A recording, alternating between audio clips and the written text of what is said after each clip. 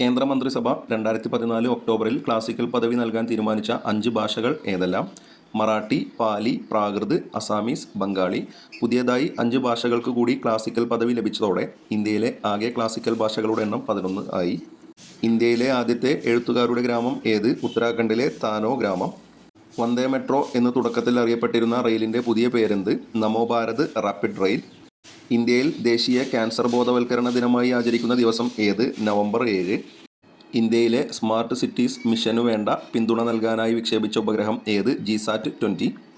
ഇന്ത്യയിലെ ആദ്യത്തെ ഭരണഘടനാ മ്യൂസിയം ഉദ്ഘാടനം ചെയ്തത് ഏത് യൂണിവേഴ്സിറ്റിയിലാണ്? OP Jindal university, Haryana.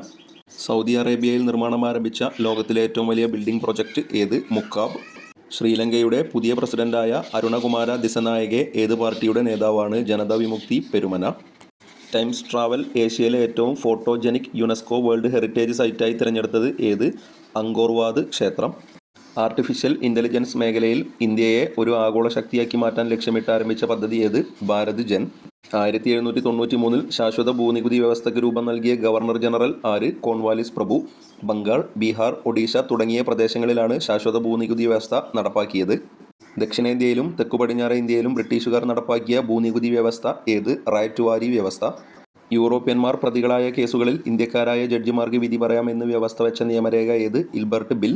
യൂറോപ്യന്മാരുടെ കടുത്ത പ്രതിഷേധത്തെ തുടർന്ന് ബിൽ റദ്ദാക്കപ്പെട്ടു.